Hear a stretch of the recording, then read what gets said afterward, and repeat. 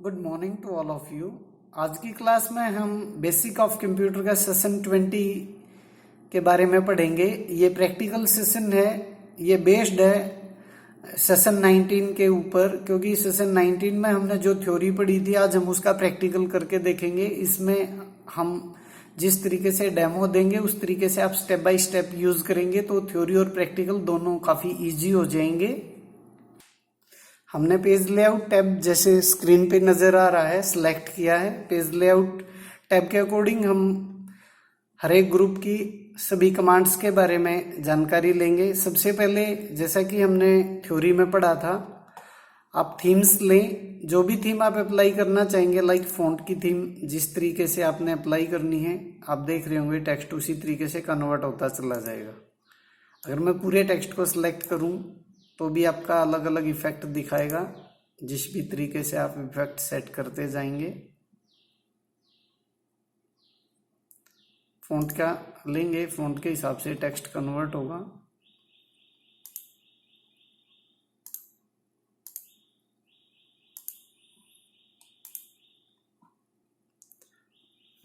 अगर self type text हम यहाँ से ओपन करना चाहेंगे तो अपनी जो फाइल है वो ओपन कर लेते हैं। हमने डेमो फाइल लास्ट क्लास में बनाई थी, इसमें आप लेआउट टैब से देखिए चेंज हो रहा है वन बाय वन। जिस तरीके से भी आप अप्लाई करेंगे, जो भी थीम आप अप्लाई करना चाहेंगे उसी थीम के अकॉर्डिंग आपका टेक्स्ट चेंज होता चला जाएगा। उसके बाद है हमारा मार्जिन सेटिंग। मार्जिन में बाय डिफ़ॉल्ट नॉर्मल है, आप कोई भी ले लें, वो टाइट पेज लेना है। इस तरीके से मार्जिन सेटिंग आप देखिएगा चेंज होगी है। बाय डिफ़ॉल्ट हम नॉर्मल यूज़ करते हैं। अगर हमें कम स्पेस में लेना तो आप नैरो यूज़ कर सकते हैं, ज़्यादा टेक्स्ट इंक्लूड कराना है एक ही पेज के अंदर, लेकिन हम नॉर्मल यूज़ करते हैं। देन है ओरिएंटेशन। दो तरह की ओरिएंटेशन है। पोर्ट्रेट हम यूज़ कर रहे हैं जिसमें लंबाई ज़्यादा चौड़ाई कम है। अगर आप लैंडस्केप ले लेंगे तो आप देख पाएंगे कि चौड़ाई ज़्यादा होगी, लंबाई कम होगी पेज वाइज, लेकिन डिफ़ॉल्ट ज़्यादातर हमारी जरूर पोर्ट्रेट की ही होती है। अब साइज़ की बात है, बाय डिफ़ॉल्ट लेटर साइज हम यूज़ करें 8.5 और 11। उसके अलावा आप लीगल पेज यूज़ करेंगे और बड़ा हो जाएगा, आप A5 यूज़ कर सकते हैं, A4 यूज़ कर सकते हैं, डिपेंडेंसी आप पे है। लेकिन लेटर पेज हम एक डिफ़ॉल्ट पेज है वो यूज़ करते ही। नेक्स्ट है हमारे पास कॉलम। हम एक से ज़्यादा कॉलम, वन कॉलम में है, टू कॉलम में आप कन्वर्ट कराना चाहेंगे। आप देखिएगा दो कॉलम्स में टेक्स्ट कन्वर्ट हो गया है, अब दो कॉलम्स में डिवाइड करें। बाय डिफ़ॉल्ट आप वन कॉलम कर सकते हैं। पेज ब्रेक मैंने लास्ट क्लास में भी बताया था, आज मैं दोबारा बता देता हूँ। आज पेज ब्रेक करेंगे, ऑटोमेटिकली पेज ब्रेक आ गया। हटाना है पेज ब्रेक को, या तो बैक स्पेस से हटेगा या आपका डिलीट से हटेगा। लेकिन अगर हम नई फाइल ले लेते हैं ब्लैंक और एक से ज़्यादा कॉलम्स में कन्वर्ट करना चाहते हैं, लाइक मैंने 2 कॉलम्स 3 कॉलम्स, कैसे भी लाइट रेट बड़ा छोटा करना है, आपने 2 कॉलम्स में कन्वर्ट किया। देखिए ये एक कॉलम आ गया है। ये बहुत बच्चों के साथ इस तरह की प्रॉब्लम आती है। एक कॉलम में हम काम कर रहे हैं, काम भी चल रहा है, हो भी रहा है, लेकिन अगर मैं दूसरे कॉलम में काम करना चाह रहा हूं तो होगा नहीं, क्योंकि हमें कॉलम के बीच में ब्रेक लेना जरूरी है। देखो अब सेकंड कॉलम में हम क्लिक कर रहे हैं, नहीं आ रहा, तो आप कॉलम के एंड में जाइएगा। ब्रेक में आपके पास जैसे पेज ब्रेक लेते थे ऐसे कॉलम ब्रेक ले लीजिएगा। अब आप देखोगे दूसरे कॉलम में भी इसके साइड में अलग से कर्सर आ गया है, अदरवाइज पहले नहीं आ पा रहा था।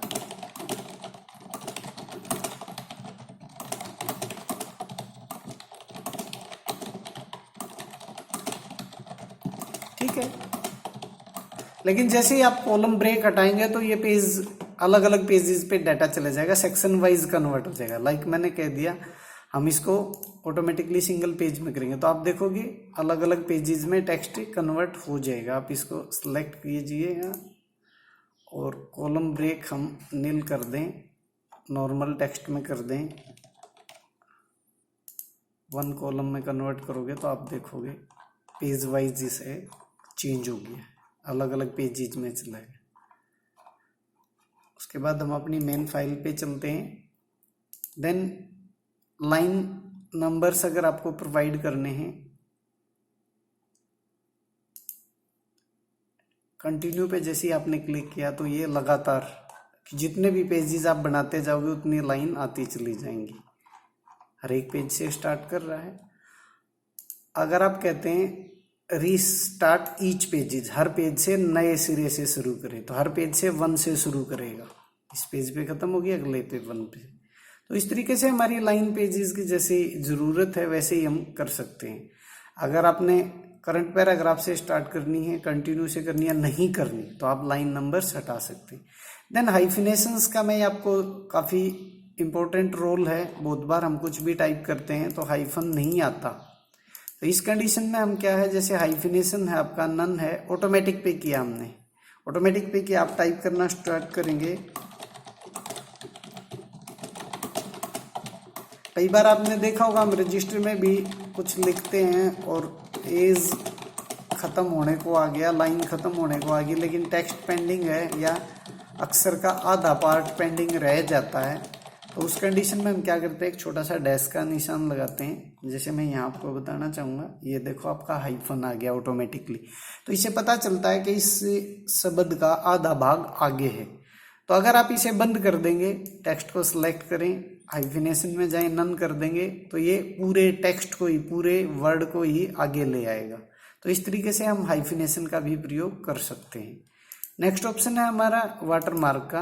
आप किसी भी तरह का वाटरमार्क यहाँ से सिलेक्ट करेंगे। हमारे पास अलग अलग तरीके से वाटरमार्क है जो टेम्पलेट्स के माध्यम से बने हुए हैं। लाइक मैंने ये अप्लाई किया, आप देख रहे होगे वाटरमार्क आ गया। लेकिन मुझे लगता है कि मैं नहीं अपना बनाना है, तो आप वाटरमार्क में जाइएगा, कस्टम वाटरमार्क पे क्लिक कीजिएगा। जहाँ आपका कॉन्फिडेंटल लिखा हुआ है, यहाँ अपनी तरफ से कुछ भी लिख दीजिएगा। कलर कॉम्बिनेशन भी हमने सेट करना है। लाइक मुझे रेड चाहिए, अप्लाई कर दोगे, क्लोज करोगे, आप देखोगे इस तरीके से आपका वाटरमार्क बन के आ गया। हटाना है, आप रिमूव वाटरमार्क पे क्लिक करेंगे, हट जाएगा। अब आपने लेना पेज कलर। आपके पास अलग अलग तरीके से पेज के कलर हैं, कोई भी बैकग्राउंड कलर पूरा आप सेट कर सकते हैं जैसी आपकी ज़रूरत है, जिस तरीके का आप डॉक्यूमेंट बना रहे हैं। नेक्स्ट है हमारा पेज बॉर्डर। पेज बॉर्डर में हम सबसे पहले ये पैराग्राफ बॉर्डर है। अगर आप किसी पैराग्राफ को सिलेक्ट कर पा रहे हैं तो आपने लाइक ये बॉर्डर लिया, कोई भी कलर ले लेते हैं हम, उसमें स्टाइल कोई भी ले लो आप। फिर हमारा पेज बॉर्डर। पेज बॉर्डर में आपका जैसे कोई भी बॉर्डर आप अप्लाई कर रहे हैं, जैसे मैंने आर्ट बॉर्डर ले लिया, बहुत तरह के आर्ट बॉर्डर है हमारे पास, एज पर ओकेजन हम कोई भी बॉर्डर ले सकते हैं। शेडिंग में हम पीछे का कोई भी बैकग्राउंड में शेडो ले सकते हैं, कोई भी स्टाइल कलर के अकॉर्डिंग सेट करके चलें। लाइट सा कोई भी कलर आप ले सकते हैं यहाँ। वैसे मैंने बैकग्राउंड ले ही रखा है, तो आप देखेंगे इस तरीके से जो मैंने बॉर्डर लिया था पैराग्राफ का, वो इसी इस पैराग्राफ पे आएगा, क्योंकि मेरा यही सिलेक्ट था। पेज बॉर्डर पूरी फाइल पे आएगा। तो ये इस तरीके से हम डिपेंड कर सकते हैं। हटाना है आपने, दोबारा से आप पेज बॉर्डर पे जाएंगे, ये भी नन करेंगे, पेज बॉर्डर भी नन करेंगे। शेडो हमने ली ही नहीं थी, नो कलर ही था, आप देखेंगे अप्लाई हो गया। अगर आपने बैकग्राउंड हटाना है, पेज बैकग्राउंड आप सिंपल कर देंगे, वाइट कर देंगे। तो इस तरीके से आपका ये यूज़ किया। इंडेंटेशंस में आप जैसे सिलेक्ट करें किसी भी पैराग्राफ को, इजीली आपको पता चल जाएगा। जितना भी आप इंक्रीज करेंगे, जितना भी आप डिक्रीज करेंगे, ऐसे ही राइट से आप जितना भी इंक्रीज करेंगे, जितना भी आप डिक्रीज करेंगे, ठीक है। बाय डिफॉल्ट हम 0 ही रखते हैं। इसके अलावा आप स्पेसिंग एडजस्ट करना चाहेंगे पैराग्राफ टू पैराग्राफ, ठीक है। जैसे हम 2 पैराग्राफ सेलेक्ट करेंगे और जल्दी आपको क्लियर होगा।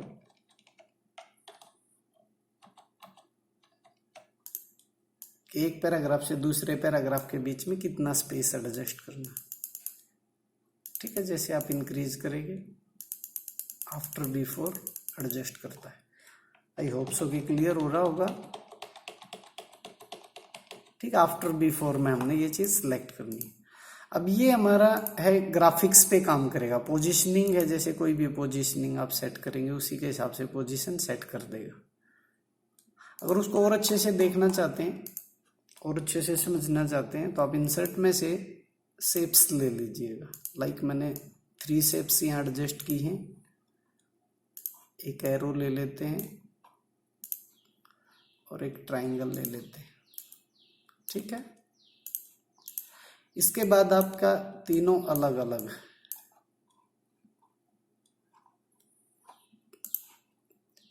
किसको किस तरीके से सेट करना है अब आप देखेंगे। सबसे नीचे सर्कल, बीच में एरो है। पोजीशनिंग की बात करें तो आप किसी भी पोजीशनिंग में इनको सेट कर सकते हैं, सभी दिखाई दे रहा।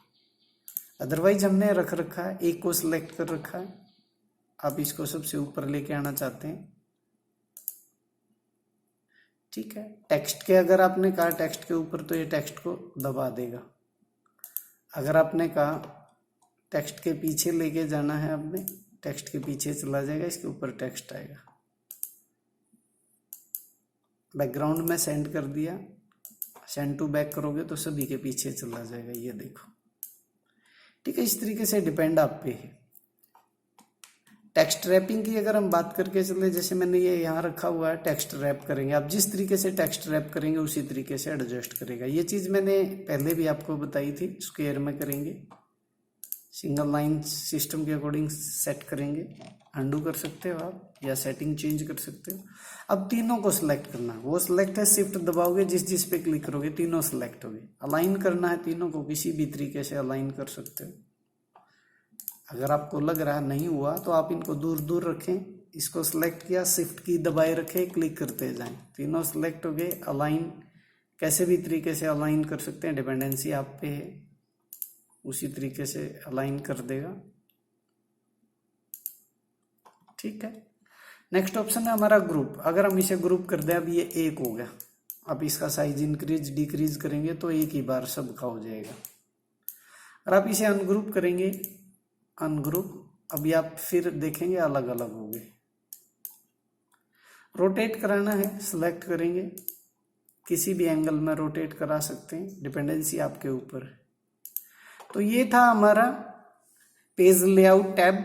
इसके सारे ग्रुप्स के बारे में हमने डिस्कस किया, थीम्स में डिस्कस किया, पेज सेटअप में जितनी भी कमांड्स थी वो यूज़ की, पेज बैकग्राउंड की कमांड यूज़ की, पैराग्राफ की यूज़ की, अरेंज की कमांड यूज़ की। तो इसको अगर आप प्रैक्टिकली करेंगे, थ्योरी प्रैक्टिस दोनों चीज़ साथ साथ करते रहेंगे तो आपको समझ में आएगा। Thank you.